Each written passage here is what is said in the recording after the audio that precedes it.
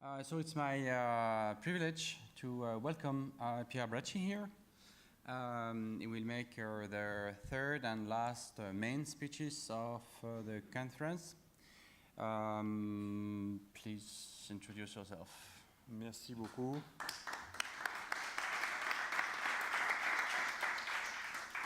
Donc je parlerai en français, parce que je suis plus à l'aise en français qu'en anglais. Donc, oui. For the translation, there's some stuff just there. If you want to get the helmet, it's very convenient, especially from French to English to French. So if another thing, we realize that most of the speakers should have a bag, plenty of books and a lot of stuff. So please do not hesitate to take bags. It seems like almost one of the two people did not took their bags. Ok, juste en quelques mots, donc mon nom est Pierre Bracci, je suis astronome et je travaille à l'Observatoire de Genève. Je suis responsable de la communication pour le pôle de recherche Planète S. Donc ces pôles de recherche nationaux sont des pôles qui réunissent plusieurs universités, en l'occurrence celle de Genève et celle de Berne, et c'est un pôle de recherche nationale sur les exoplanètes, c'est-à-dire des planètes qui tournent autour d'autres étoiles que le Soleil. Donc le contexte, le Conseil fédéral estime que la Suisse manque de scientifiques et d'ingénieurs. C'est pour ça qu'il a instauré cette politique des pôles de recherche nationaux. Ça fait une quinzaine d'années que cette politique a été instaurée. Il choisit à peu près 5 à 6 pôles de recherche nationaux tous les 4 ans. Donc il nous a attribué ce pôle Planète S, Genève à Berne, et c'est quand même beaucoup d'argent. En l'occurrence, pour nous, c'est 33 millions sur 4 ans. Donc la moitié Fonds national de la recherche et la moitié les deux instituts hôtes, c'est-à-dire Genève, les universités de Genève et de Berne. Donc le mandat du Fonds national de la recherche scientifique, on doit communiquer, sensibiliser les gens à la science, vulgariser. Alors les moyens qu'on a à disposition, ce sont les médias. Il faut toucher les médias, il faut toucher le grand public et surtout les jeunes. Surtout les jeunes. Or, vous voyez, là, c'est marqué, selon la fondation bâloise Gebert Ruft, eh bien, la communication institutionnelle, c'est-à-dire celle qui a lieu régulièrement dans les médias, les expositions, les événements, comme par exemple les 200 ans de la Société suisse des sciences, etc., ne touchent que 30% des gens, et ce sont toujours les mêmes. Ce sont toujours les mêmes qui sont intéressés par la science. Donc, et puis en plus de ça, c'est héréditaire, on va dire. Les parents transmettent leur intérêt pour la science aux enfants, et comment dire, le fossé est toujours le même et a tendance à s'amplifier, et ce n'est pas comme ça qu'on va réussir à motiver des jeunes ou à suggérer des vocations pour la science et pour la technique en général.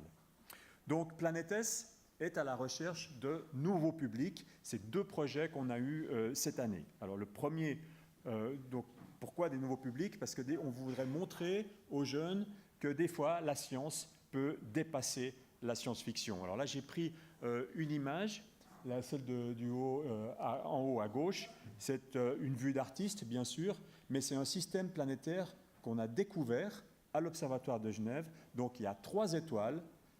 Il y a vous voyez, il y a 2 étoiles là, qui tournent l'une autour de l'autre. Vous avez une 3e étoile qui est plus grosse, qui tourne autour de ces 2 étoiles comme ça, et autour de la grande étoile, il y a 2 planètes, dont une qui pourrait ressembler à la nôtre. Donc vous voyez, ce sont des systèmes planétaires qui n'ont même pas été imaginés par la science-fiction. Ceux qui ont vu Star Wars se souviennent de Tatooine, où il y a 2 étoiles. Mais maintenant, on a trouvé avec 3 voire 4 étoiles, et des systèmes planétaires où récemment, c'était en février, on a trouvé un système planétaire où il y a 7 planètes qui sont des petites planètes, dont 3 sont rocheuses et 3 sont dans la zone habitable. Donc vraiment, là où il ne fait pas trop chaud, pas trop froid, où l'eau pourrait être sous forme liquide, et donc éventuellement un endroit propice au développement de la vie. Donc voilà, ça c'est notre but, c'est de montrer que des fois la science, non seulement ça peut être fun, parce que c'est vrai que l'astronomie, c'est vraiment une science très, très chouette, même si des fois c'est un peu long, il y a beaucoup de mathématiques et de physique, hein, vous vous en doutez. Mais, et puis que cette science-là peut dépasser donc, tout ce qu'on peut imaginer. Alors, pour atteindre des nouveaux publics, notre premier projet, c'était d'atteindre les fanatiques de science-fiction, et on est allé dans les fantasy shows. Fantasy show, c'est ces gens qui se costument, on ne va pas dire se déguiser, hein, ils se costument, attention, avec principalement inspirés par des films de science-fiction. Donc on avait, vous voyez, un stand où on expliquait un peu ce qu'on fait à l'Observatoire et principalement dans le pôle de recherche nationale Planète S. Et puis le deuxième projet, c'est un projet de ce qu'on pourrait appeler de science citoyenne. Hein. Maintenant, de plus en plus, vous avez des sites Internet. Le plus connu, le premier qui a commencé, il s'appelle Zoo Universe. Et on proposait aux internautes de classifier des galaxies. Il y avait des dizaines, voire des centaines de milliers de photos de galaxies qu'il fallait identifier. Est-ce qu'elles étaient sphériques? Est-ce qu'elles étaient, spirales, barrées, etc. Et là, vous avez une photo de gens qui cherchent à identifier des oiseaux, par exemple. Donc ça, c'est un mouvement dans la société qui est de plus en plus important, ce mouvement de citizen science. Alors la science citoyenne, elle a des gros avantages. C'est que vous avez un grand nombre de ces citoyens scientifiques. Et en général, ils sont bien équipés, ce sont des gens qui s'intéressent donc à la science, qui ont des ordinateurs, qui ont accès à Internet, qui comprennent assez rapidement ce qu'on leur demande, etc. Par contre, ça a deux inconvénients. C'est que ce sont des personnes qui sont a priori intéressées par le sujet. Donc, on est de nouveau dans cette frange de 30 à 40% de gens qui sont intéressés par la science. Et ce n'est pas ce qu'on cherchait à faire. Et puis, il y a aussi un autre inconvénient, c'est que l'assiduité s'estompe avec le temps. C'est-à-dire qu'il faut sans arrêt leur dire « Attendez, revenez sur le site, voilà, on a mis ça en place, etc. » Donc, les gens classifient des galaxies peut-être pendant 1 mois, 2 mois, 3 mois, puis après, ils se lassent. Ce qui est tout à fait légitime, hein, ceci dit. Classifier des galaxies, ça n'a rien de passionnant.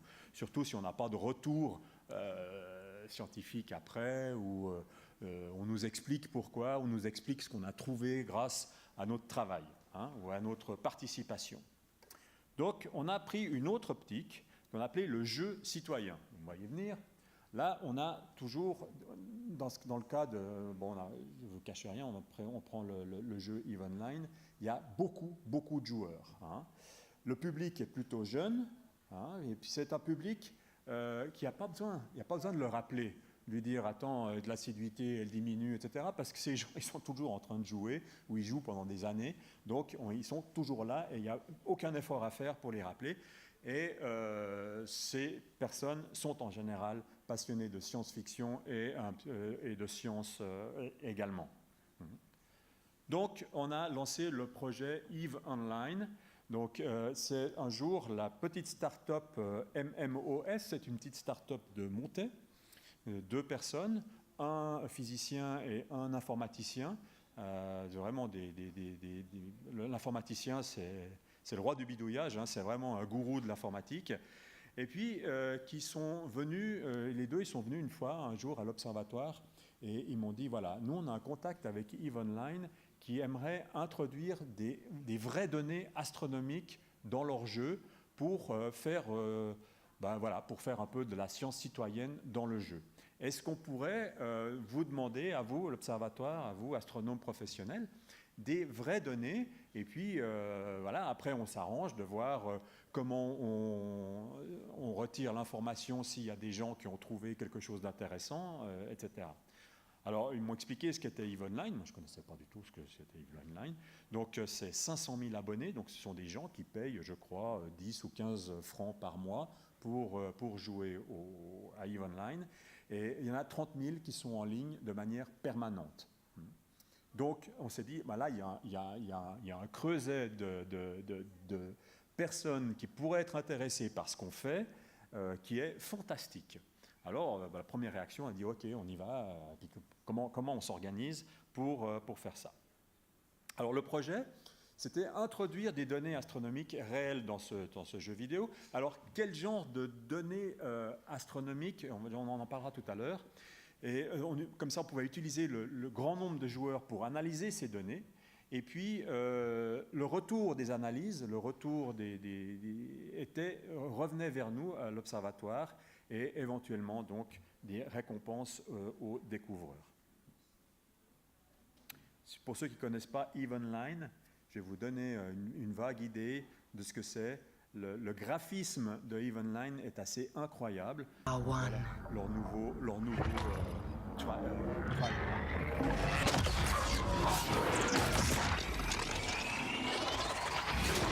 Vous comprenez pourquoi ça a intéressé les astronomes.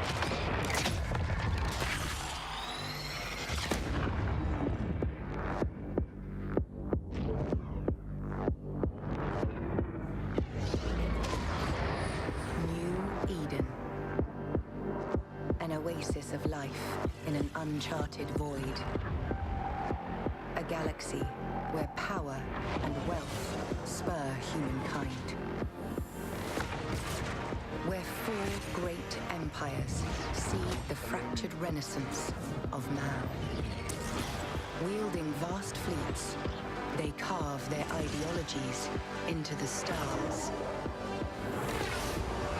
Heroism and treachery of capsuleers is woven into the fabric of New Eden. A story of industry, exploration, and conquest. However you choose to forge your destiny, do so with heart. New Eden is yours to shape. This is where your legend begins. Voilà, alors ça vous donne une idée un peu du contexte et du graphisme du jeu. Alors, pour introduire ces données astronomiques, ils voulaient l'image d'un espèce de gourou pour expliquer un peu la philosophie des données, etc. Alors, ils ont demandé à Michel Mayor. Michel Mayor, c'est l'astronome suisse, donc, qui a découvert la première exoplanète, c'était il y a 22 ans, c'était en 1995, et c'était à l'Observatoire de Genève. Et alors, ils ont demandé à Michel, voilà, est-ce que vous seriez d'accord de nous prêter votre image pour avoir cette image du gourou dans le jeu? Alors, il a dit d'accord, et puis bon, on a été invité à Reykjavik par les gens de CCP. Et là, ils l'ont filmé pour en tirer une image de gourou. Alors bon, voilà ce que ça a donné. Hein. C'est peut-être pas tout à fait... Alors ça reste tout à fait dans l'esprit du jeu quand on voit le personnage. Hein. Donc voilà ce qu'ils ont fait de Michel Mayor, alors lui qui a plutôt un petit bide et puis qui a son petit pull rouge. Évidemment, ça ne ressemble plus tellement, mais c'est vraiment dans l'esprit du jeu. Alors, quelle est la méthode que vont utiliser les joueurs pour trouver des exoplanètes? Alors, il y a deux méthodes pour trouver des exoplanètes, parce que les exoplanètes, on ne peut pas les voir, hein, ce n'est pas possible. L'étoile est beaucoup trop brillante pour voir l'exoplanète. Donc, il y a deux méthodes qui sont indirectes. Il y a celle qui a été utilisée par Michel Mayor, justement. C'est celle qui utilise le fait que quand vous avez une planète qui tourne autour d'une étoile, elle fait bouger un tout petit peu l'étoile, donc par influence gravitationnelle. Et ce petit mouvement de l'étoile, on est capable de l'observer et ça nous donne la preuve de la présence d'une planète autour de l'étoile. Ça, c'est la première méthode qu'on appelle celle des vitesses radiales. Et la deuxième méthode qu'on a introduite dans le jeu Evenline, c'est ce qu'on appelle la méthode des transits. Hein, c'est celle-ci. Quand vous avez une planète qui passe devant une étoile, voilà, elle va bientôt passer. Donc à gauche, vous avez la courbe de lumière, c'est-à-dire la lumière de l'étoile. Hop, elle passe devant l'étoile, elle crée une mini-éclipse. Et vous voyez que la lumière de l'étoile diminue un petit peu au moment où la planète passe devant l'étoile. Alors c'est ce genre de données qu'on va introduire dans le jeu vidéo Evenline. Et les joueurs, vont devoir trouver cette signature ici que vous voyez, hein, la petite baisse de lumière. Alors, c'est pas aussi grand que ça. Hein. Une planète comme Jupiter fait baisser la lumière de son étoile, l'ordre de grandeur, c'est 1%. C'est pas beaucoup. Une planète comme la Terre, c'est 0,01%. Donc, c'est vraiment des données qui doivent être extrêmement précises, et c'est pour ça qu'on a pris des données qui viennent de satellites, parce qu'à Terre, on n'est pas capable d'avoir des mesures assez précises pour trouver des exoplanètes avec cette méthode des transits. Donc, les acteurs dans ce projet, c'est EVE Online, bien sûr, MMOS, et puis l'Observatoire et le pôle de recherche Planetes, dont je fais partie. Alors, EVE Online nous fournit les jeux et les joueurs, bien sûr. L'Observatoire et Planetes fournissent les données du satellite Coro, qui est hors service, qui a été envoyé au début des années 2000. Et vous voyez, il a mesuré des courbes de lumière pour 163 000... j'ai mis 160... Pardon. En fait, c'est 163 000 étoiles qui ont été mesurées par ce satellite. Et les professionnels ont trouvé à peu près 38 exoplanètes grâce à ce système.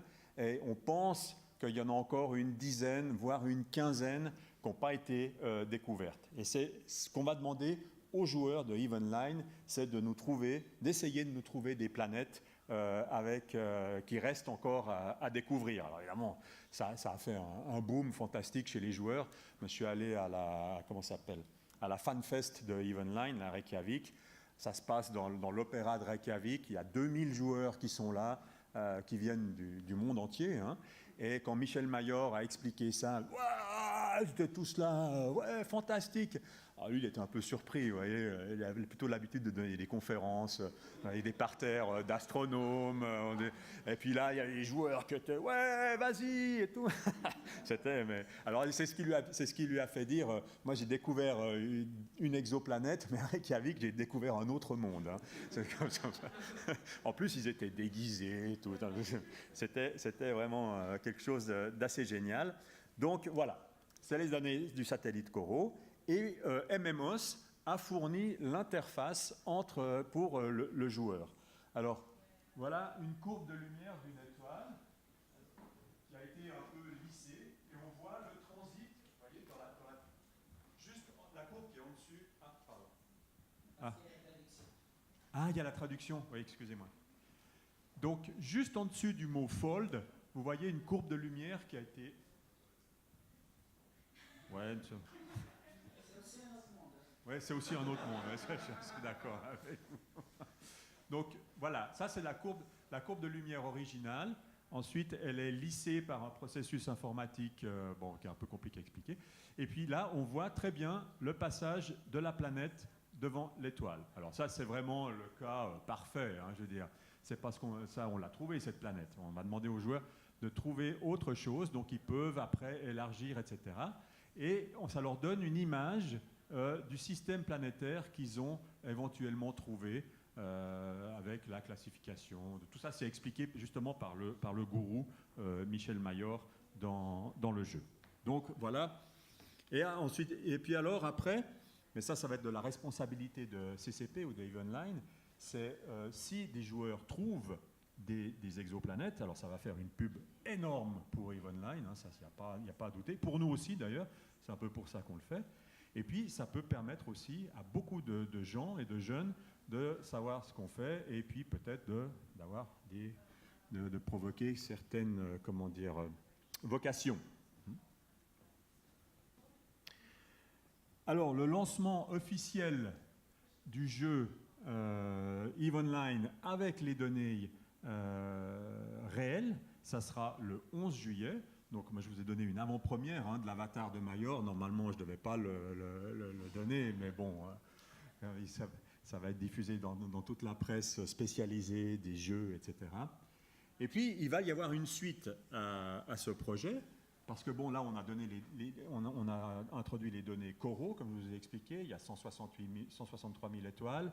Il devrait y avoir une dizaine d'exoplanètes encore à trouver.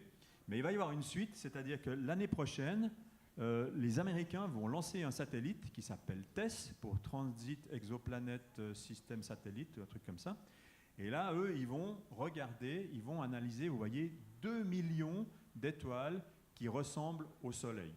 Alors, on a repéré des étoiles qui ressemblent au Soleil par la couleur, par tout un processus astronomique. Et on espère, avec TESS, non seulement de trouver des planètes, mais si ça tourne autour d'une étoile qui ressemble au Soleil, eh bien, à ce moment, pourquoi pas trouver des planètes, parce que TESS sera beaucoup plus sophistiqué que Corot, pourquoi pas trouver des petites planètes, à ce moment, qui ressemblent à la Terre.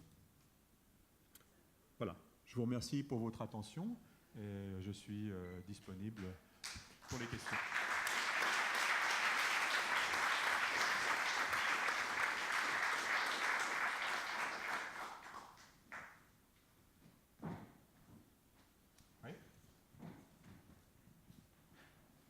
Merci. Désolé, if it's possible to ask my question in English. Thank you for the talk. I understand that MMOS has worked in the past with CCP on other citizen science projects, and that leads me to be curious about, maybe you know, maybe you don't, I don't know, but in what manner does CCP, the game designers of EVE Online, to what manner do they plan on incorporating this in the game? Not just as a mini game, but maybe also within the game world. So if they discover a planet, is there now a new planet in EVE, for example? I don't know. Je peux vous répondre en français? No, sorry. But you know, hey, no. I try. Oui. You know. Ah, ok. Non, alors, pour le moment, les données astronomiques sont introduites dans le jeu parce qu'on m'a expliqué, enfin j'ai pu voir aussi, qu'il y a beaucoup de temps mort dans le jeu EVE Online. Il y a beaucoup de moments où le joueur doit attendre parce qu'il se déplace d'un endroit à l'autre, etc. Et pendant ce temps mort, il va pouvoir chercher des exoplanètes. Après, c'est une deuxième phase, ils veulent introduire plutôt la recherche d'exoplanètes, mais vraiment faisant partie intégrale du jeu. C'est-à-dire qu'il y a 8000 systèmes planétaires, ou 10 000, ou je sais combien, dans le jeu, et le joueur va tomber sur un nouveau système planétaire, et là, on va lui donner les courbes de lumière pour qu'il puisse savoir, attends, cette planète, est-ce qu'elle est habitable? Cette planète, est-ce qu'elle n'est pas trop chaude, hein? Parce qu'on a trouvé des planètes où il fait 1000 degrés dessus. On a trouvé des planètes où il fait moins 200 degrés, donc qui ne sont pas habitables. Donc là, le joueur, il va être confronté à ces données-là. Mais ça, c'est dans une deuxième partie. Pour le moment, c'est uniquement pendant les temps morts du jeu, quand il se déplace d'une galaxie, d'un système à l'autre. Et il m'a dit que ça pouvait prendre à peu près, des fois, une demi-heure, 1 heure ou 2 heures. Voilà, ça c'est. Et puis maintenant, la réponse des joueurs, je sais que EVE Online a déjà introduit ce concept dans le jeu avec des photos de protéines à analyser. Et ils ont connu un succès phénoménal avec ce système-là. Donc, alors que les protéines ont peu de choses à voir avec l'essence du jeu, où on se balade dans une galaxie, où il y a des planètes, etc. Alors que la recherche d'exoplanètes, là, ça va encore plus attirer, enfin, c'est ce qu'on espère, ça va encore plus attirer le joueur. J'ai répondu à votre question? Ok.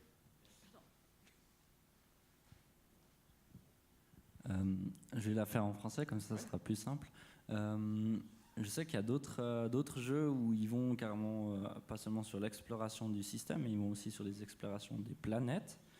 Est-ce qu'avec les données que vous avez à travers les satellites, ce serait un truc qui serait aussi envisageable ou pas, de dire on a trouvé une nouvelle planète, maintenant on va l'explorer pour voir si elle est habitable et puis on peut commencer à coloniser cette planète comme si on... Alors, voilà.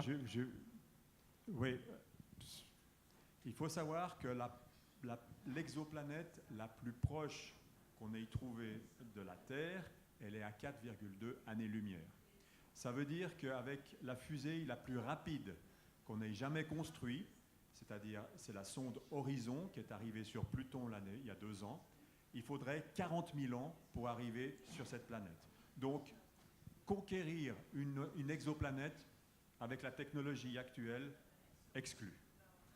Maintenant, se dire, est-ce qu'elle pourrait abriter la vie?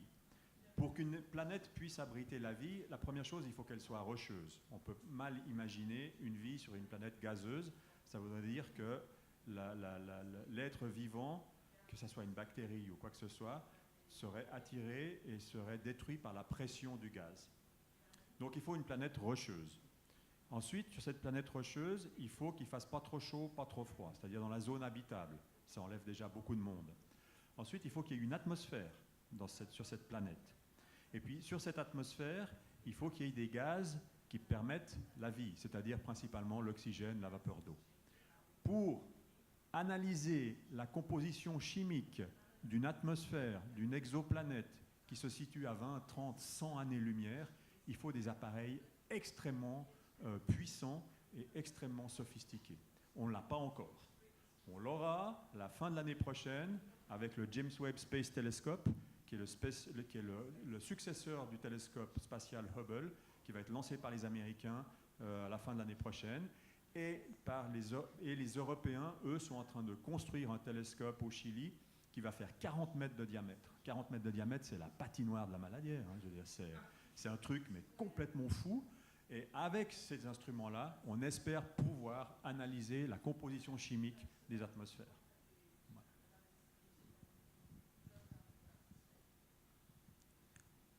Thank you. My question is will be about the methodology. I appreciate very well this experience because it's an experience when we don't start from scratch. There is a community. It's a success story. The game is here, and you come with additional things in order to reach your target public. It's very nice, but you give us an example in astronomy. Is it possible, or is it because I think your Pôle National de Recherche is not only dedicated to astronomy; it's for science in general. So, are there other experiences that can be made with the same methodology in other domains? Oui, alors d'abord le pôle de recherche. Il est uniquement sur les exoplanètes. On fait que de la recherche sur les exoplanètes. Comment elles se forment, comment elles évoluent, comment elles migrent.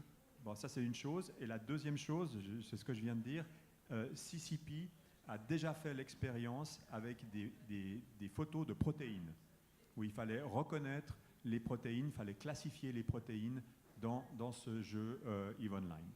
Et ça a très très très bien marché. Ça n'a rien à voir avec l'astronomie, mais ils pensent que justement ces données-là sont encore plus excitantes pour des joueurs qui se baladent dans la galaxie. Very, very impressive talk. Thank you so much. I have just a very naive question about the planet itself. With this system, actually, it's working only if the planet is going on the same axe. But what about, is there some solution when it's not coaxial? Alors, cette technique des transits, effectivement, il faut que la planète soit dans le même plan. Alors, si elle est tout près de l'étoile, ce qui arrive assez souvent, vous voyez que l'angle peut être assez grand. Donc, on estime qu'on peut comme ça observer 7 à 10% des planètes qui existent. Ah, mais ça dépend de l'étoile, parce que vous avez des étoiles qui sont beaucoup moins chaudes que le Soleil. On a trouvé par exemple sur Proxima b, donc l'étoile Proxima du Centaure, on a trouvé une planète qui tourne en 12 jours, mais où la température est identique que sur Terre, parce que l'étoile est beaucoup plus petite et beaucoup moins brillante. Thank you. What's the prize for the winner? Someone who discovers a planet? Alors justement, what does he win? Ça c'est une chose avec laquelle on a beaucoup insisté avec CCP. On leur a dit, si jamais il y en a un qui trouve, ou plusieurs joueurs, parce qu'il faut qu'il y ait un accord entre plusieurs joueurs. Hein. C'est sûr que nous, on reçoit les données par un seul joueur. S'il y a par exemple 200 joueurs qui trouvent quelque chose d'identique dans une courbe de lumière que nous, on n'a pas vu, alors à ce moment, ça nous intéresse énormément. Mais si c'est un seul joueur qui... on va pas... Donc, on a dit à CCP, écoutez, si vous avez un jour une planète qui est découverte, il faut récompenser le joueur, et nous, on est prêts à leur faire visiter l'observatoire de Genève, ou si vous avez de l'argent, aller faire visiter un joueur un observatoire au Chili ou dans les Canaries, où là, vous avez les grands observatoires de professionnels. Et ça peut être aussi une motivation. Pour le moment, la motivation, c'est qu'ils gagnent de l'argent dans le jeu. Mais bon.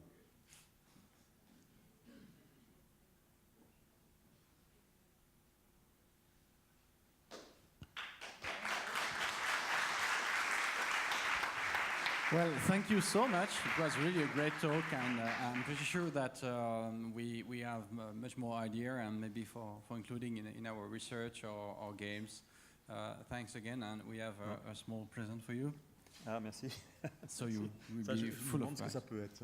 no, it's but the best one is actually the small one.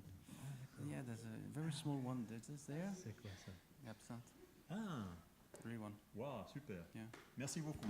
Welcome. En tout cas, pour moi, c'était un plaisir de venir. Thank you so much. And we're gonna continue with the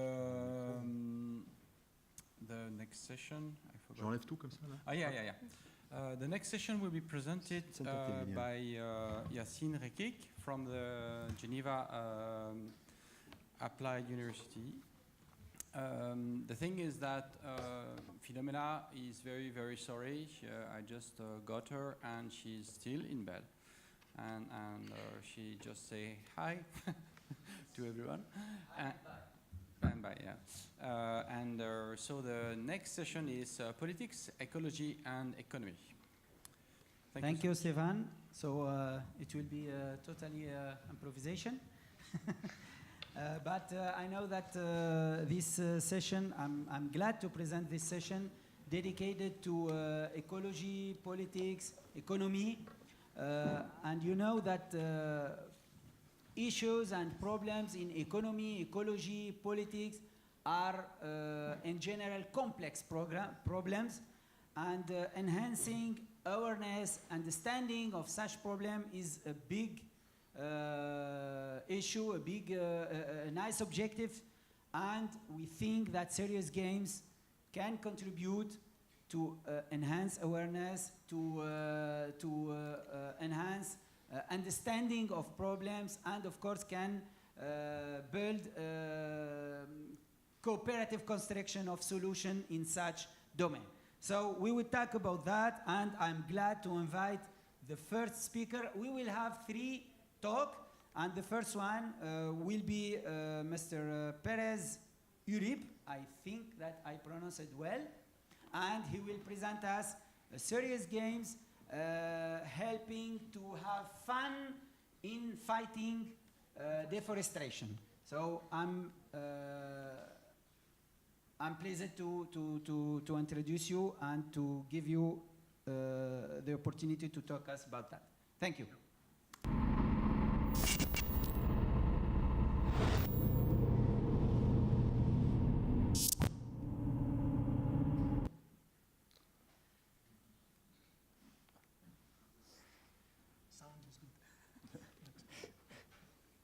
So you have a mic, right? Yes.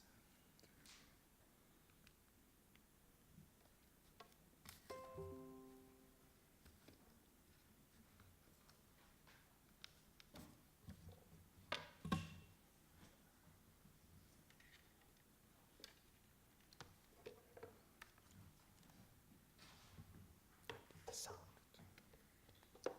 This way.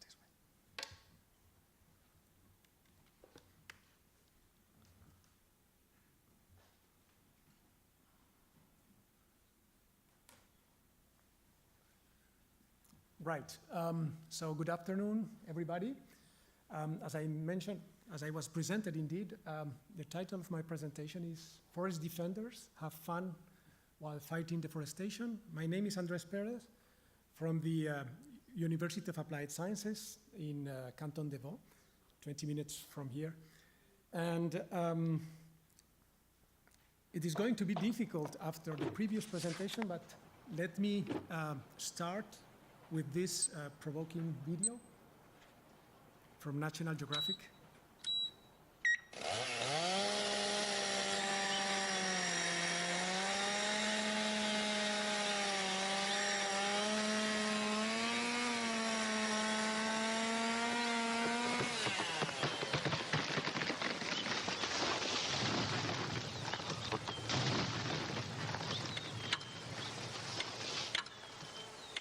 Right, so the message is clear.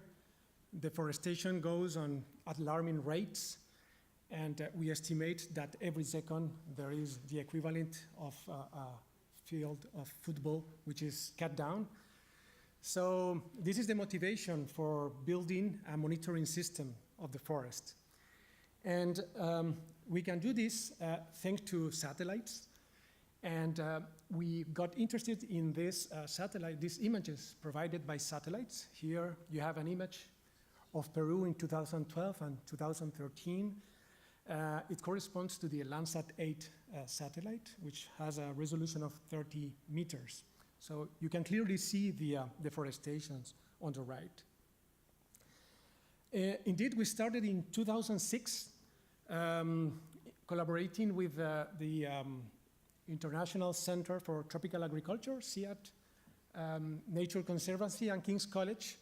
And we analyze images in time to build time series of the dynamics of vegetation.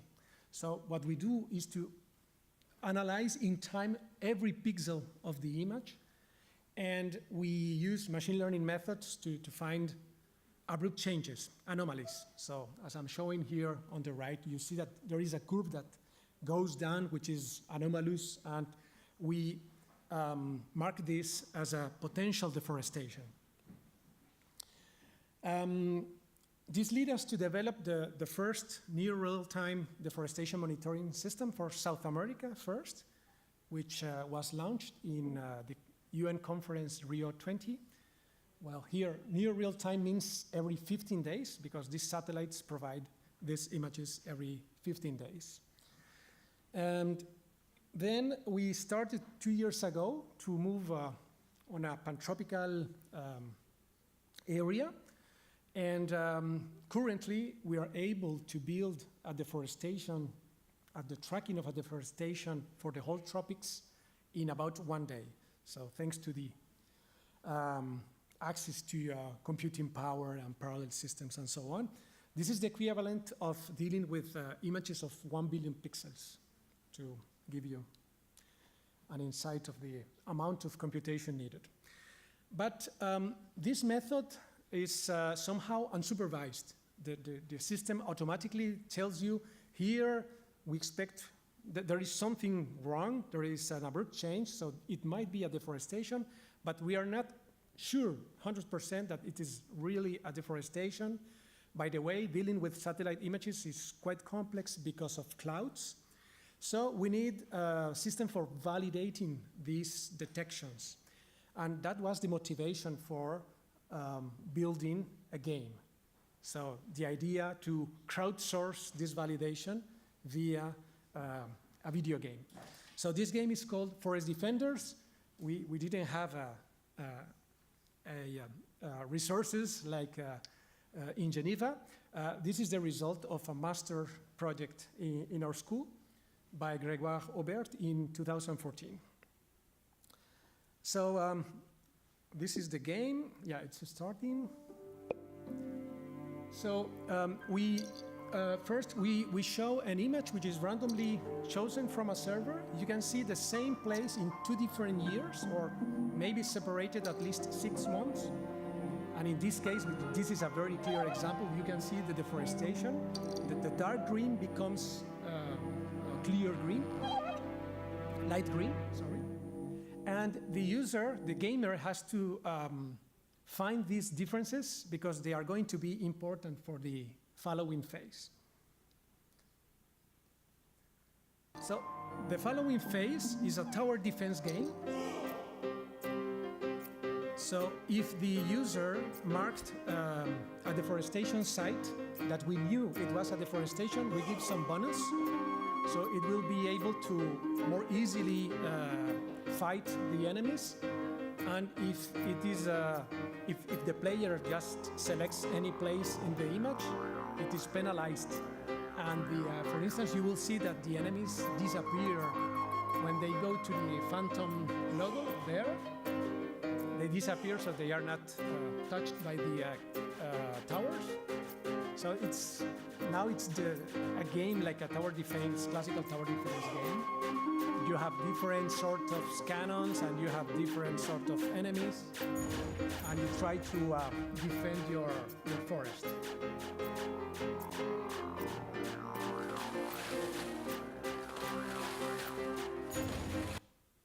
Okay. Now let's move to the end. So now we have only 8 remaining points of forest. Right?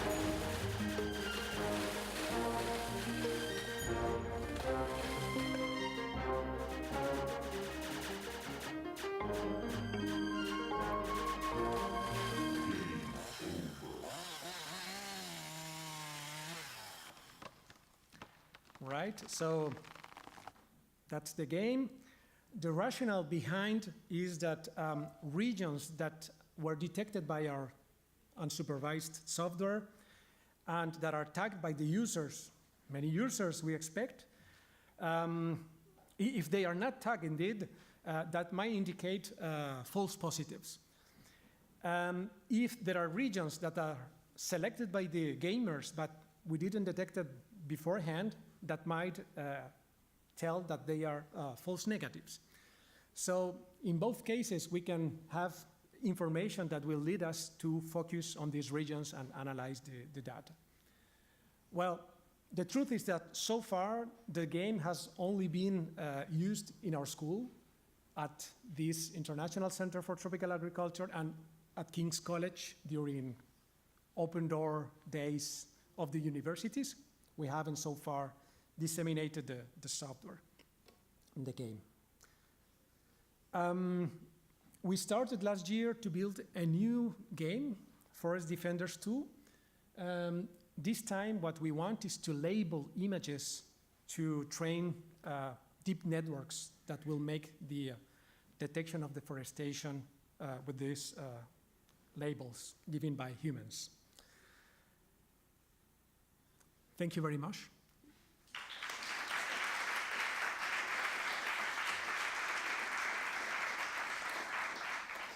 Thank you very much, and we have time for questions. Any questions? Yeah. What do you do when you find a site where there is deforestation? You contact the government and they act upon it, or what is the end goal of this? Currently, the deforestation information is published in a website, and we are now also publishing the data in a site which is called Global Forest Watch. So this is an international portal which publishes a lot of information regarding deforestation, causes of deforestation, how to fight deforestation, and so on. There are several models that are used to detect deforestation. There are other satellites that captures fires, sorry. So we don't contact directly the governments, but our system is currently the official monitoring system of Peru, for instance. Other question? I have an additional question. Yes. I think this such application can be very helpful if we have enough people playing with it, because Yes. we need it's a crowdsourcing, so we need a huge amount of information to detect false positive, or so why not to disseminate at least within the scientific community, for example in universities or where we can ask students to play it, etc. So can it be a good idea? Of course. And at first, when we were developing the game, we thought via CIAT, via King's College, even ourselves, we are going to disseminate this game and many people will going to play. But it's not so easy at the end. I understand. but generally in the university, in the academic community, we have Yes. colleagues around the world. Yes. So if you give that for a colleague in the United States, in Mexico, in Yes. whatever, he will disseminate it to colleagues, students, etc. So it can be at least the easiest way now to disseminate, because for other way we need money and marketing, Exactly. etc. But this Yeah. can be the easiest way to do it. Yeah, I completely agree.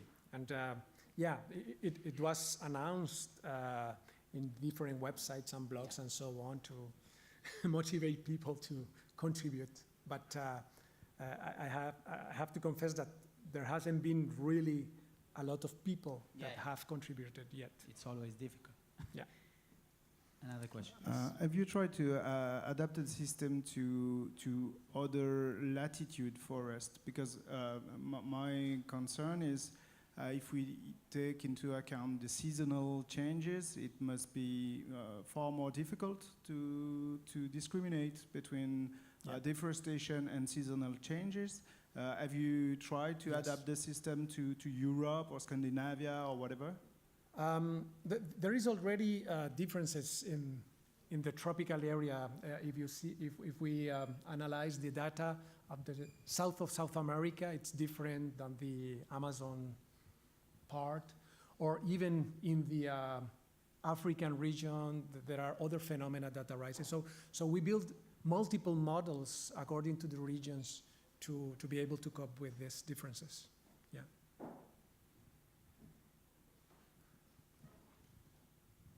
Is it an app or a web-based game? 'Cause for now, It was programmed in Lua using Corona, so I guess it can be compiled for tablets, for any platform. We have tested it on tablets mainly. yeah, because I was thinking could be a good way to get users to get on like socials, like more onto Facebook or these kind of applications. That would be, I think, interesting for your students. Yeah. Okay. Thank you.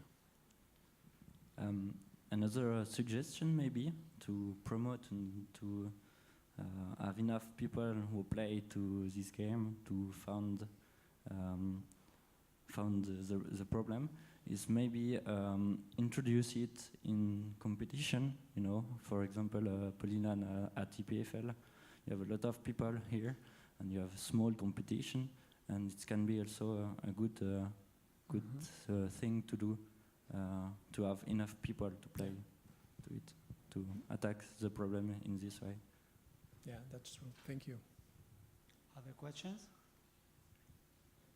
It's not really a question, but it's more related to the previous talk. Maybe you can contact CCP. So when they find an exoplanet, they have to find, the deforestation, and when they find that can be gold in the game or something like this. Win-win situation. Yes. Thank you. Okay. Perhaps I will allow myself to give another suggestion. Of course, I know that we need budget, we need money, etc. But in addition to tower defense, this kind of mission to detect deforestation can be used in a strategy game. When you detect a zone, you can build your we can build the civilization or whatever, etc. So that all the strategy games can be a way to investigate for such applications. So this idea came in my mind. I want to share it with you. That's all. Thank you. Yeah. Thank you very much. Thank you.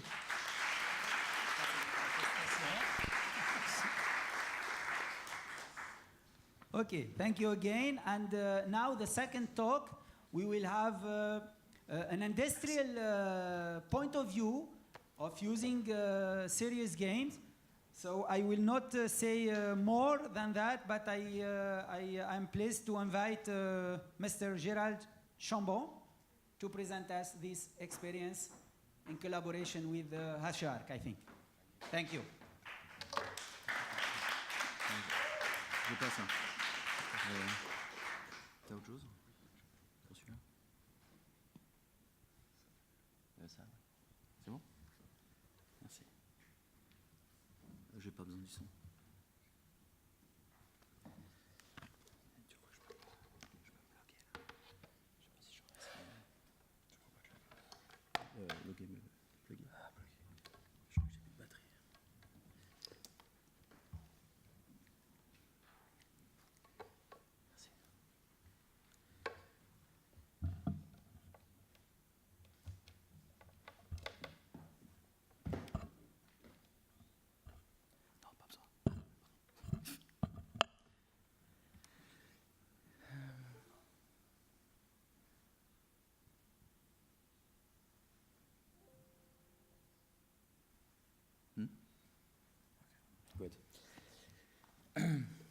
Thank you very much. My name is Gérald Chambon. I'm the CTO and founder of AdSense Technology.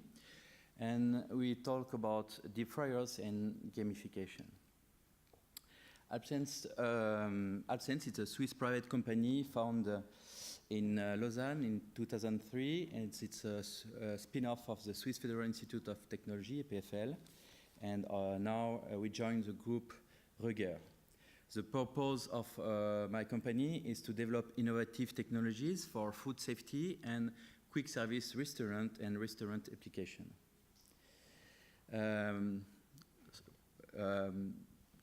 For Röger, this company developed thermal and pressure sensor and in food industry with more than 1 million units manufactured at Cuissier per year, but they are very strong also in oil and gas industry. So AdSense became a leading manufacturer in innovative products to ensure health, safety, and saving of food oil, energy, and human costs in catering, QSR, and food processing industry. So we developed different products. The first is for catering, called ClearFry. It's a system that we can put in deep fryers for casual restaurants. But we also develop a system, very accurate system for food processing industry and also for fast food industry, QSR. This is an example of catering market. So we can put system into deep fryers. You can see in green. We can put in there for retrofit or OEM. We also develop specific products for the food process industry. So this market is really different because they are still deep fryers, but the deep fryers are more than 100 meters long, and they use tons and tons of oils and products, essentially for snack industry and French fries or something like that.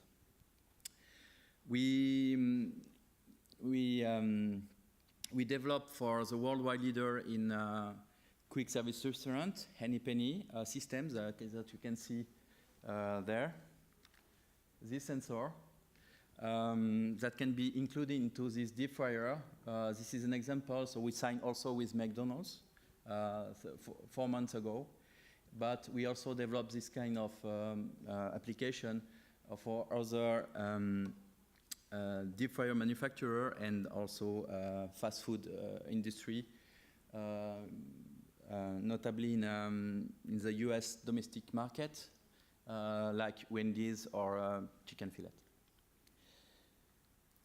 What we measure, because it will be important after to show you what kind of gamification we use for our new deep fryer. So we measure TPM.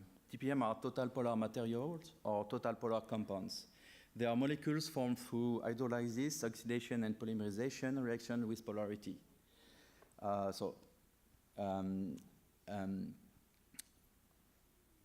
So we have more than 400 products due by the chemical reaction of the degradation of the oil.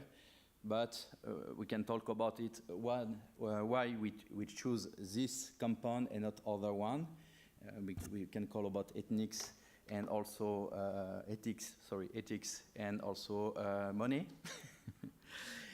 But finally we decide to choose this one because it's widely used and well accepted in the industry. So we have an extensive and unique know-how in food oil sensing. We did so many researches with the help of McDonald's Switzerland with different products and just find the best solution to measure the quality of the degradation of oil. So what we'll talk about today, it's about deep fryers. So we are developing a new kind of deep fryer that will be the first smart deep fryer designed as a production unit with a revolutionary operating system, including an automatic food safety unit, energy and food oil management.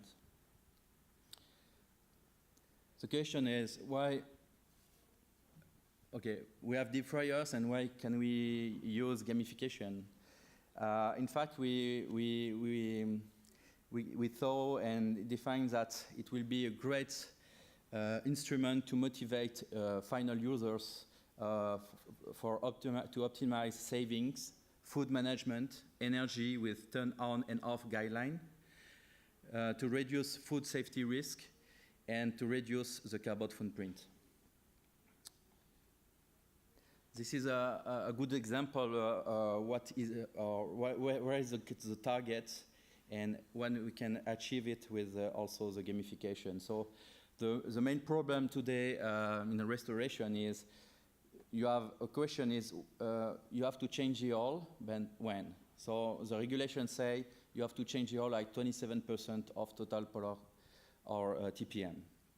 But the problem is people are not well educated, of course, and also they have to define if they have to change the oil or not. So you have different handle systems, but when you have 20% in your handle system, you have to decide if you change the oil or not.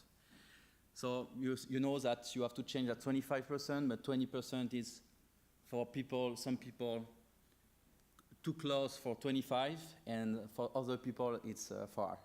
The problem is if you go after the 25%, you will have a regulation issue and a food safety issue. So people decide, mainly in Switzerland, they decide to change oil before. But maybe between 20% and 25%, you will have 3 days, then you can use oil without any problem, any risk, food safety risk. So our target with the food safety, with our deep fryer, our sensors, and the gamification is to help people to achieve and to go to the oil quality target. For this, we develop, well, I can show you some different area for the gamification. The first one is a safety zone. So you have no food oil safety issues, but it will be an oil cost zone. So the target is between 25 and 27%, because 27% is the limit of the regulation in Switzerland, notably in Switzerland.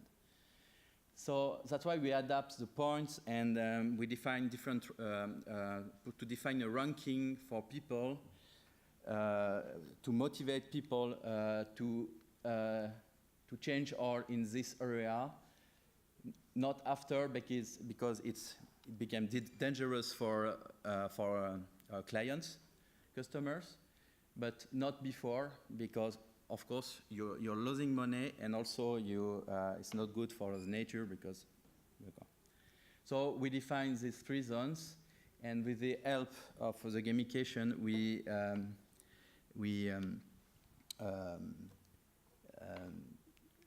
the gamification help user to reduce and save this food oil. The last point that I can show you is a very important point also. It's the turn on and off guideline optimization. The problem is I went to so many restaurants and in so many countries, and when you are manager, maybe you start at 6:30 a.m., you take a coffee, and the first thing that you do is to switch on all your deep fryers.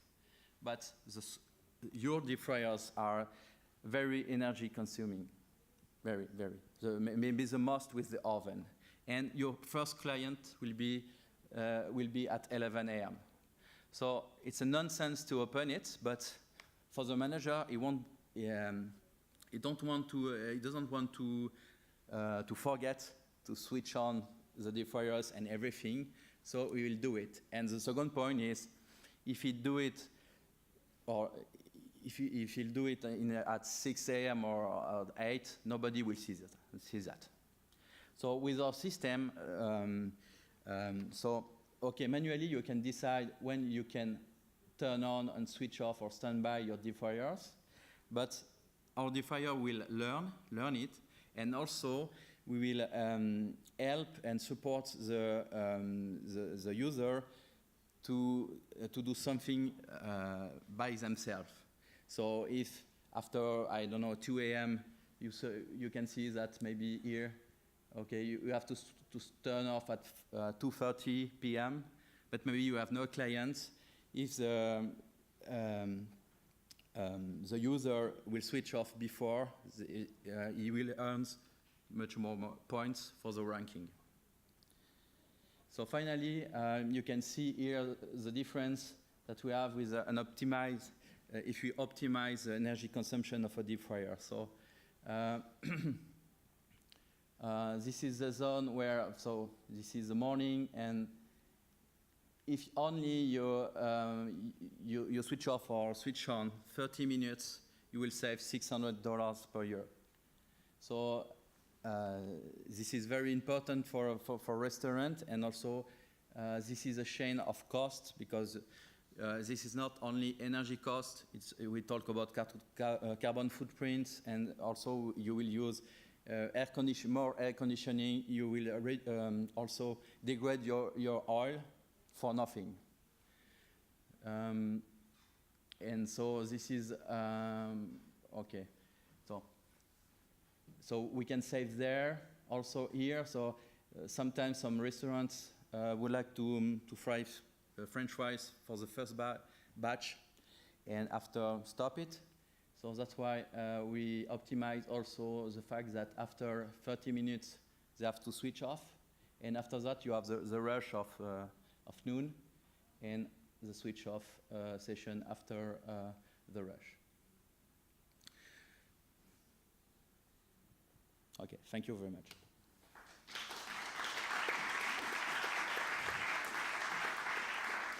Thank you very much for this nice presentation. Please let me ask one first question, and then we have enough time for more questions. But for clarification, if I understand well, because you have presented the needs, the requirements, why your target.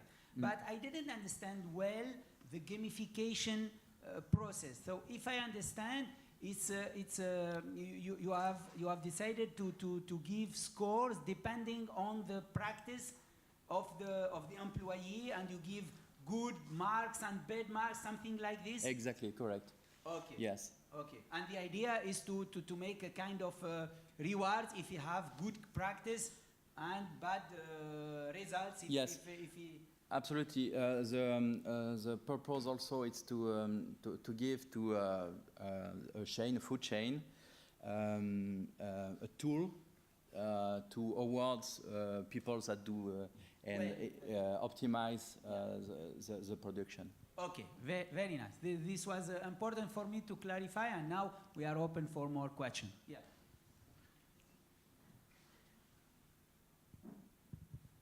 Thanks for the presentation. I have just one question about the tool itself. Do you have any pictures to show about the tools? Because you talk about it, you talk about your reflection, but you didn't show the tool itself, so I was curious about that.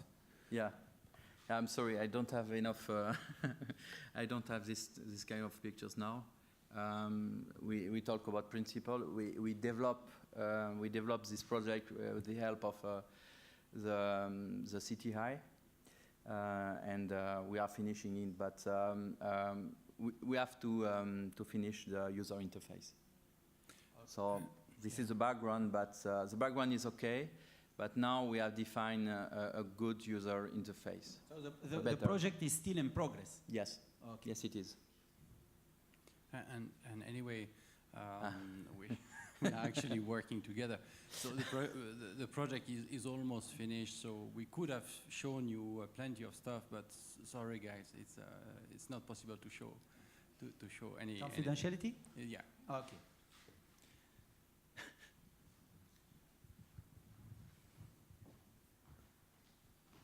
Thank you. So as I understood it correctly, it's a tool that will accompany the process while the staff is working, like a more surveillance control tool. I was also imagining it could also be something fun before work, or like for raising awareness, that you have like a super gamey a little simulation where a little man is running around or woman and trying to organize the process before, you know. So like awareness is here and then people work on it, which would be more fictional solution. Have you also thought about that kind of gamification aspect? Not exactly. The Smart to Fry project is the first project, but we have also after we would like to develop in the kitchen other main features for the gamification of the kitchen. So now it's only dedicated in work process. Yes. For in work process. Yes. During working. During working. Yes. Okay, but it can be developed for the future. Hi. So it's very, interesting application of gamification in a very not known, let's say, industry. I have two questions. The first one is why me as an employee would participate? He started to dig up on this, but I'm curious to know more about it. For example, as an employee, why I would do this? Because it's the human friction is always big. Yeah, for users, they can win something it will be like a contest. So it will depend about the policy of the company, but that we think it's about win a trip or some money, and you can do it. You can have a ranking for monthly or yearly. It will depend. So the system is open. Will be open for not only one deep fryer, but all deep fryers in the kitchen, and for all restaurants for chain. So they will compare in the cloud. The company could compare results and define also the objective for the pricing to motivate people. Yeah. Okay. And the second one is how do you notificate the people? Because I'm pretty curious. It's very hard. I have in my mind in McDonald's, the fryers when they're ready is tan tan tan, the alarms and stuff. So I think it's interesting. How do you hey, it's time to shut it down, and how you make it smoother? Yeah, I work for McDonald's for 10 years, and also now finally with my company. Now the target is not yet the QSR, but maybe the catering, because the level where is McDonald's or the fast food industry is so high now, and we have to develop a lot of beautiful tools, but for the catering market, because you start from scratch. So the purpose is we work with Any Penny, that is a worldwide leader. So they have 80% of McDonald's, 100% of 95% of KFC, and everything. So for us, it's a key player, but we cannot contest with them, compete with them, and so for us it's another world. So we will sell sensor for the QSR industry, but for this deep fryer. It's the objective of this market. It's a big chain, but a chain for catering. Yes, not this is the same market.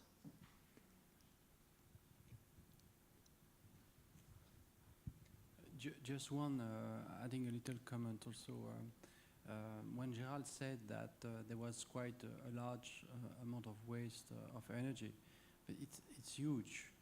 There's almost 1 million restaurants in Europe, and just for a country like France, it's more or less one nuclear power plant that is wasted. This is the amount of energy that is wasted. Just and in a very clearly, you just use this energy for the atmosphere, to heat it. Nothing else.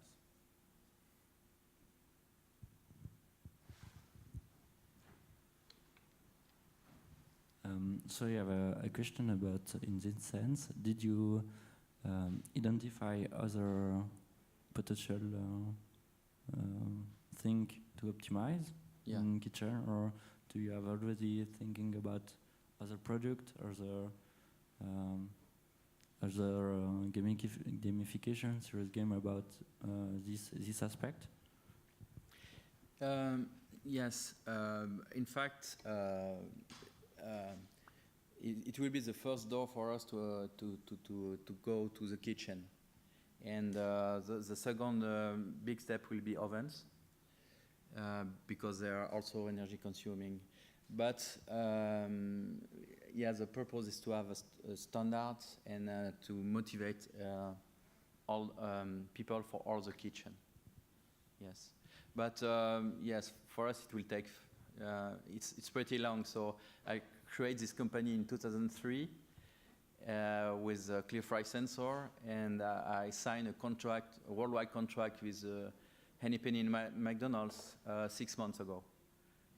Just to imagine. Yes. Unfortunately, it's not Google company or something like that, but it takes time. It's difficult. It's always difficult because, of course, I was from EPFL, and you would like to develop things and quickly, but the problem is it's time consuming, and you think it will take 2 years, and it will take 5 years. So when we talk about for our company, that it's a small company, less than 20 people, this project, it's for our next 5 years. I just wanted to ask something about the incentive you wanted to make for the employees to motivate them to use the tool. You talked about competition, but don't you think it will be a problem because it could be a source of disruptive relationship between employees because, oh, look at this one, is better, or is cheating, or things like that? Yes, there is always a risk if you have a contest.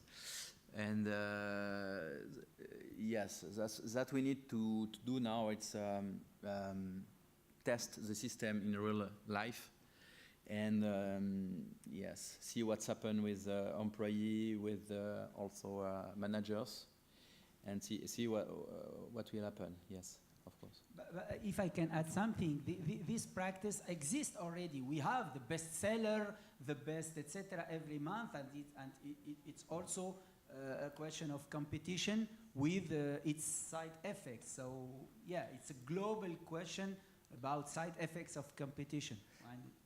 But yeah, I totally also agree with the reflection on the social implication of like introducing such a tool.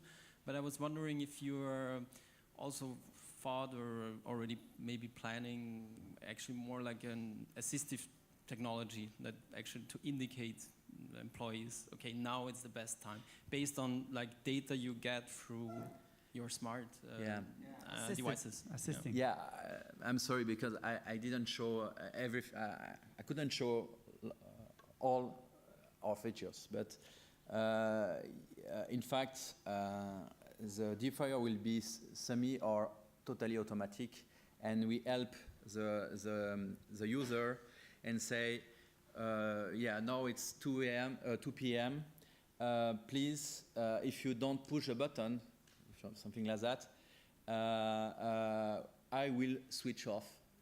The deep fryer will switch off automatically. So that will reduce the risk also of big mistake of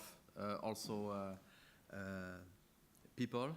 And they will have indicators of the deep fryer. The deep fryer will have a big screen with everything that will help him to have the good decision at the right moment. Yes. Time? If I understood correctly, you were collaborating with HES or something like this. And what are the terms of the collaboration? How far did you collaborate with the academic world? So I give money. No. CTI. Thanks to the FEDE. So yes, of course, we developed the project in CTI. This is a CTI project, so we found the best partners because we are not specialists in this field, and so we develop this. We find good partners, and we develop it in this project. Okay. Last question. Okay, it will be very short. Just to complement what he said, because it's quite interesting. Because it has been proven that competition in a corporate environment can have quite a lot of like negative side effects. So just like as a question would be like, how would you treat it in a more collaborative way instead of competition? Like not as an individual stuff, but teamwork? But, just to tell you, we have also now 90% of deep fryers that's completely dumb. You have just a switch on and switch off button. And I saw, because we record everything with our system, we saw that some people forget to switch off the deep fryer afternoon, but they were closed. So the deep fryer was switched on. It's not about energy, it's about fire risk and everything like that. So with this kind of technology, we will reduce this kind of risk, because the system will see that nobody there and we switch off, etc. But yes, yes, we have to study the risk of this system. But you will have the possibility to switch some features of the deep fryers if something happens. I'm sorry, I will allow myself to have the last question because I'm the chairman. Why? No, why? I will explain why. Because we don't have a lot of industrial. Yes. And the feedback of industrial is important. You are an industrial. Mm-hmm. You are from a sector which is not very IT, no. Let's say. So why you think about using serious game? Because classical industrial will use training sessions, printing manuals, etc. So how the idea comes to you, because it's important for us to understand the psychology and the awareness of industrial about this sector. Why you thought about using serious games? Because we would like to develop a production unit, not exactly a simple deep fryer with a switch on, switch off button, switch button. So we would like to use all the tools that we can to help people to increase the productivity. And gamification for us, it's a good way to increase this productivity, helping people to do it better. Okay, thank you very much. Thank you. Votre certification. Oui, merci. Thank you. Okay, so I'm pleased to invite the last speaker of this session, Monsieur Vincent Bourquin. Welcome, and without wasting of time, I give you the opportunity to show us how to use serious gaming in order to create innovation. This is.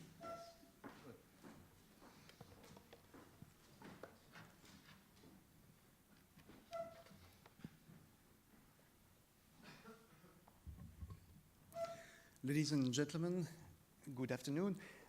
I'm professor in Haute École d'Ingénierie et d'Architecture in Fribourg. And every year we are organizing for the second year of bachelor a contest, well, several contests actually, because our mission is to learn students how to make engineering, to learn physics, and also to be able to create innovations, because it's the makers of tomorrow. And one of these contests is called the Hydro Contest. Hydro Contest is an international contest which has the purpose to find new ways to build ship in order to make them more efficient. Standard ship, for example, if you go to Mediterranean to go to an island, for example, it's ferry ships that use maybe between 7 and 11 tons of fuel per hour. So it's quite huge. So it's interesting to find ways to make them more efficient. So the contest is very simple. You receive one electric motor, one battery, and you need to build a ship and compete with other teams. And so that's what we did. And for example, in 2015, we made this ship. You can see that it flies over water, so it has wings which are underwater and goes over. This is a ship that we had last year, 2016, to carry 200 kilograms, and this is another ship lighter for 20 kilogram race. So the results that we obtained during 3 competitions in 2015, 2016, the race with 20 kilogram, the race with 200 kilogram, and the endurance race, 2 hours with the energy which is inside the battery. We were second, 8th and 1st in 2015, and 5th, 2nd and 1st for the 2016. So we are quite good in endurance. And of course, it gives a lot of joy to the students because they were facing, for example, to the left, you have the École Polytechnique of Paris, and to the right, you have the people from Bretagne. So it's second year of bachelor from the Fribourg University. We never built ships before, and which are competing against university which are learning how to do state-of-the-art ships. And we cannot do it, but we try to do something.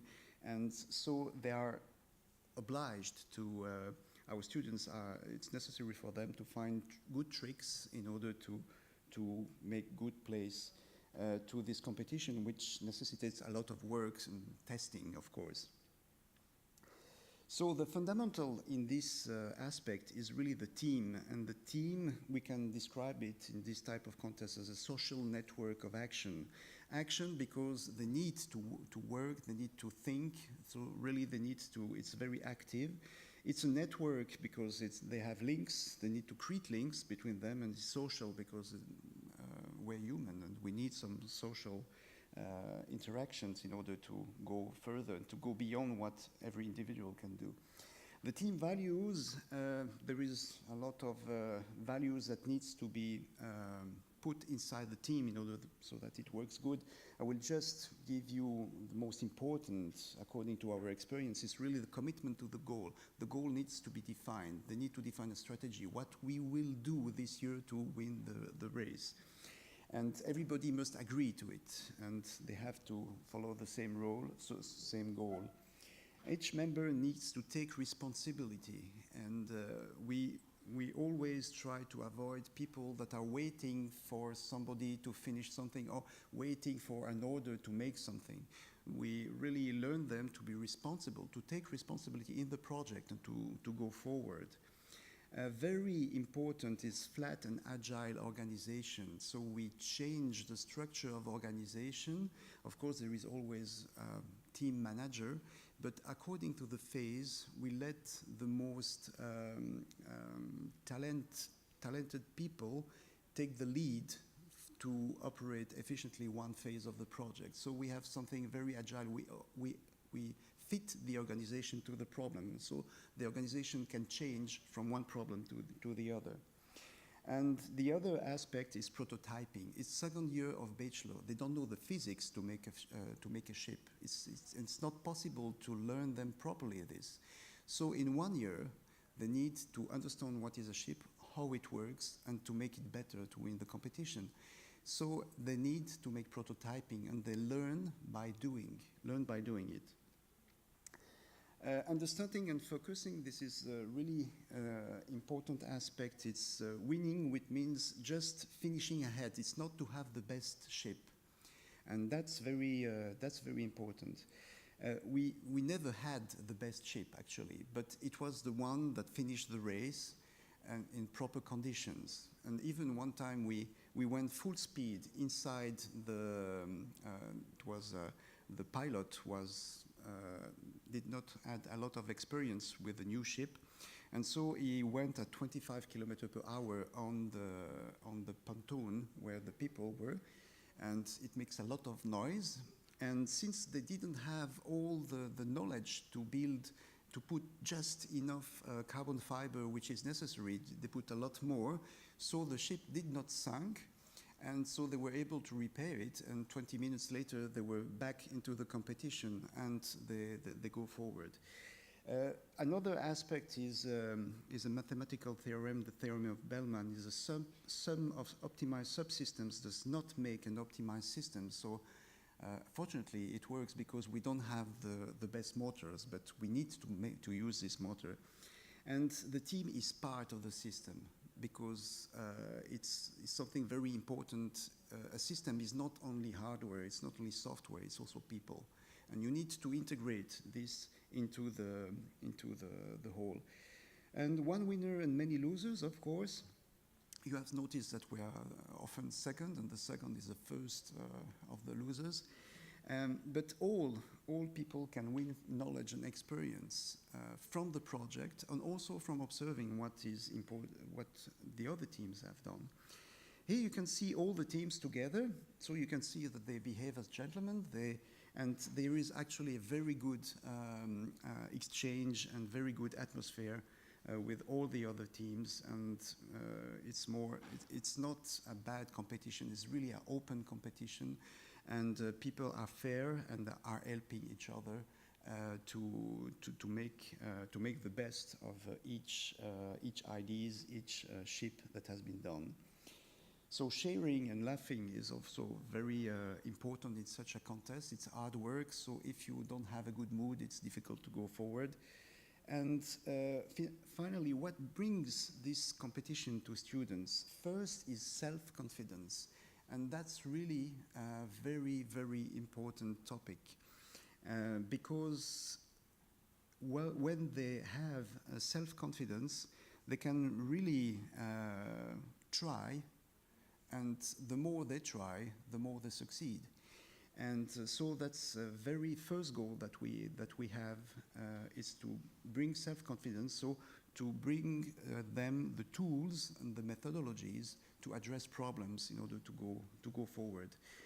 To restrain limits to imagination, and because if you don't know how to make a ship, then if you just do it, maybe you can find something interesting about it, and that's the way we go forward.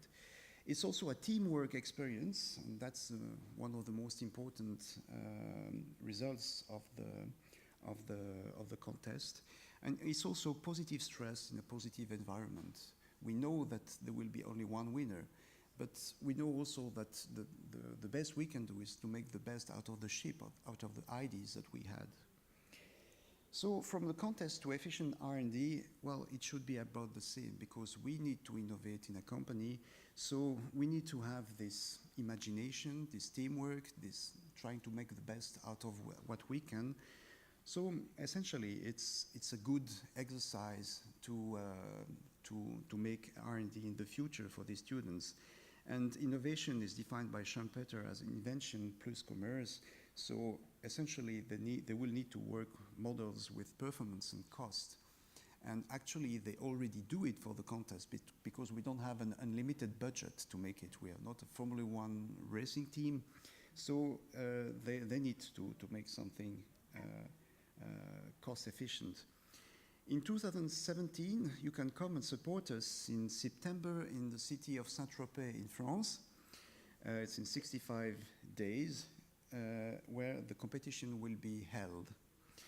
And a take-home thinking, here you can see this is real reality.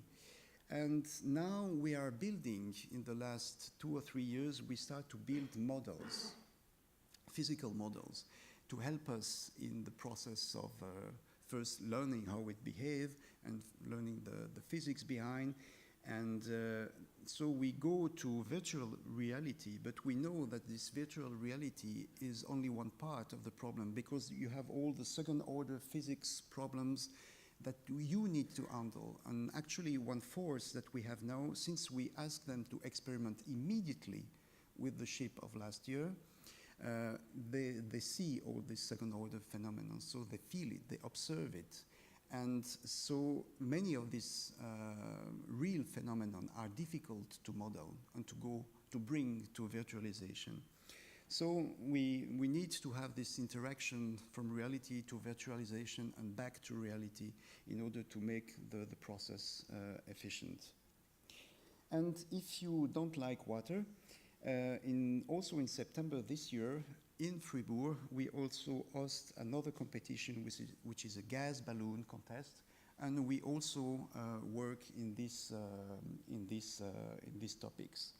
And since we are hosted by HE-ARC, we would like just to congratulate them because they started with a fantastic victory in 2014 during the first year of the contest.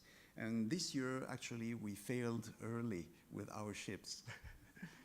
Thank you very much for your attention. Thank you very much. Very interesting. We have time for 2 questions, and the others, we will take them during the round table. So, 1 or 2 questions?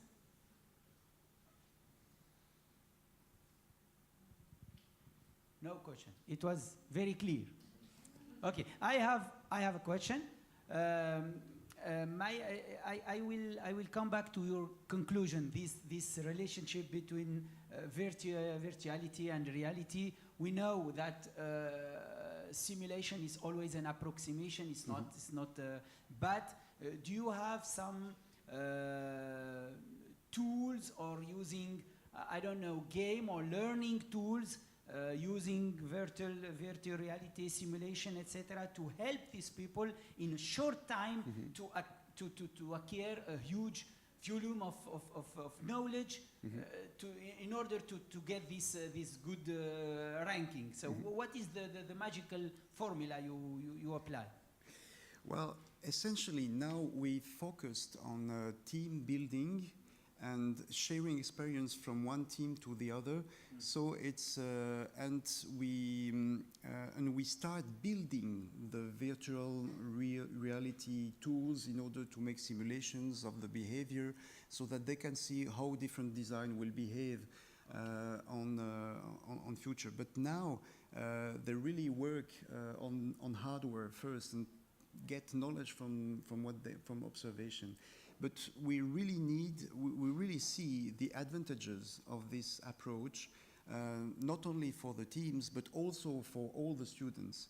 Because we see that, somebody explained this, I think it was you, that the professor that comes and explains something and go away, it doesn't work that much anymore today, and we have good benefits if we can explain them. And so it's of course an investment in time, it's an investment in money and so on, but it's good to explain the fundamentals of physics in another way. And if we do it in our office during the weekend, it's not good, because we will achieve poor results. So we need really to invest more time in order to develop these tools, and also to be able to show different things to students, so that they can learn more efficiently. I've seen in the 1950s a lot of professors used cinema methods, so films. They make films, educative films, and they were quite successful in it. And we are using now this. We are rediscovering these films, these movies about fluid dynamics.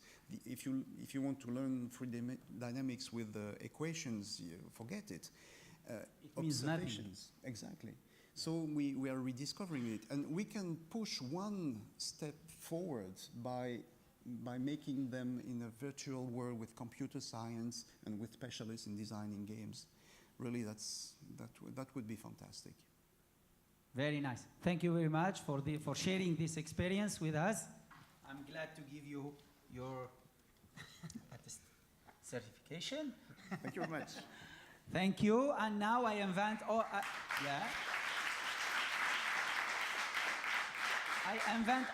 speakers to join me in this.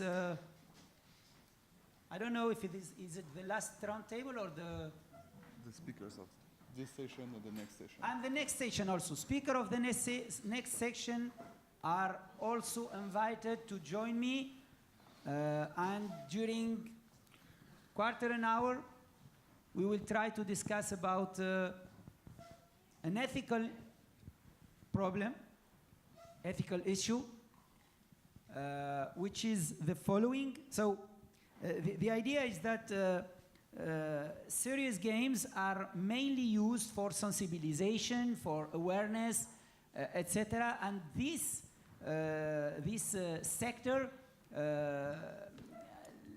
I mean, commercially, it's still not very attractive. It's not. Return over investments is not rapid. It's not so well defined.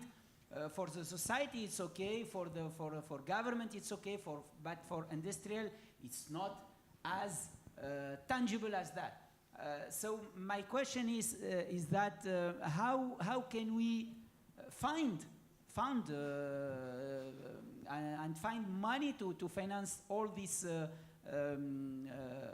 applications, these serious games, and also the risk is that some lobbies or some peoples use this channel, this media, in order to transmit or to give messages which has not shared by all the others. So here I want to speak about the problem of money, of ethics, of support from public institutions. What is your feeling? What you think about that? And then we can share with the audience about that. So mainly speak about finance and ethics. Who want to start? So first, I don't know. Perhaps my postula is false. You can also start with that. There is a lot of money. It's okay. So I don't know. But our postula is that it's very difficult to find money to finance such initiative for education, for sensibilization, ecology, etc. So who has to find that or to support that?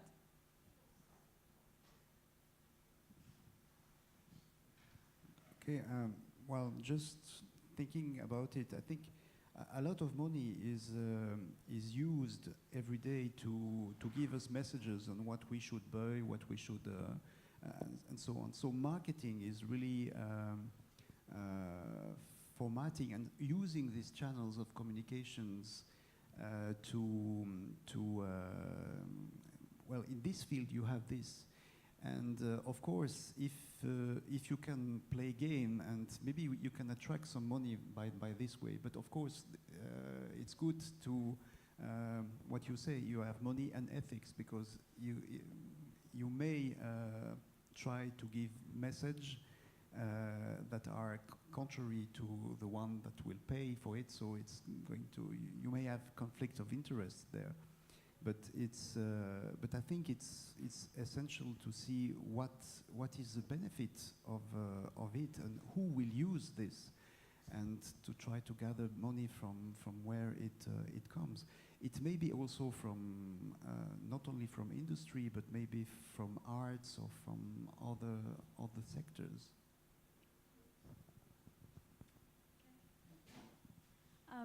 So I will have my speech in the next session, but I work for GSGS17, and it's actually a program that helps projects from university or startups to really develop and actually get funding, and to really test and go to the market, and then we try to help them to scale. So we are funded by actually Swiss money that comes partial from government, but also from institutions like Engagement Migros or Pro Helvetia or Stiftung Gelbetrüff.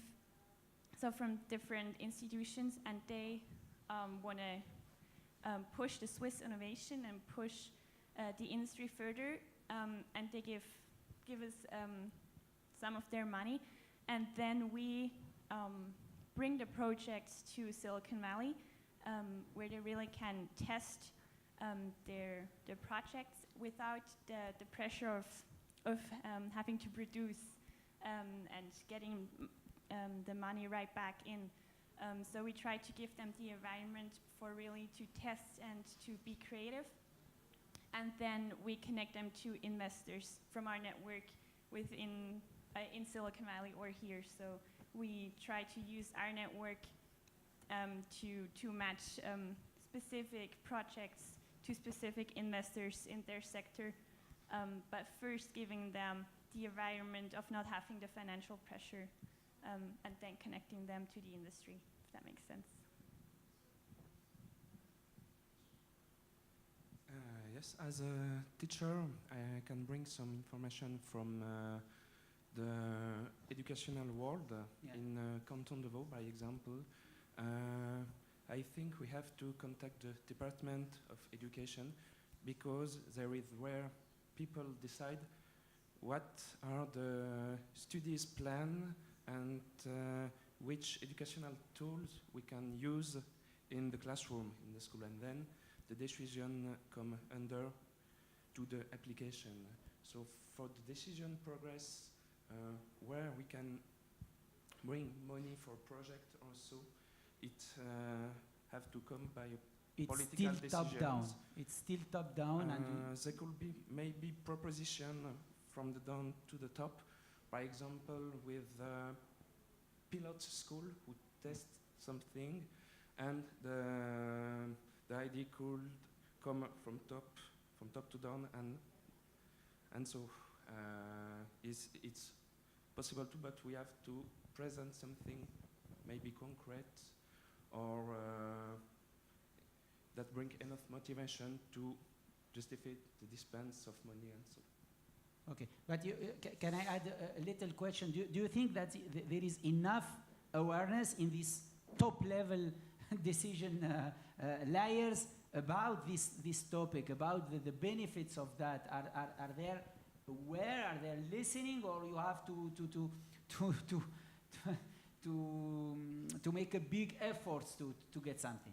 It may be hard to answer, but from now, by example, teaching history, there are discussions that took times and times to prepare the new educational tools, new manuals, new books, and so I don't think, for example, serious game are the priority at the discussions topics.